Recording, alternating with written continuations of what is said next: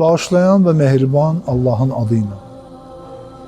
Bir gün Həzrəti Əli əleyhissalama deyirlər ki, ya Əli, sən niyə öz saqqalının rənginin ağını dəyişib qaraltmırsan? Yəni saqqalıva rəng qoymursan. Çünki şəriətdə, o dövrdə şəriətdə saqqala rəng qoymaq bir növ peyğəmbərdən bir rəvayət olaraq müstəhəb bir əməl kimi insanlar bilir.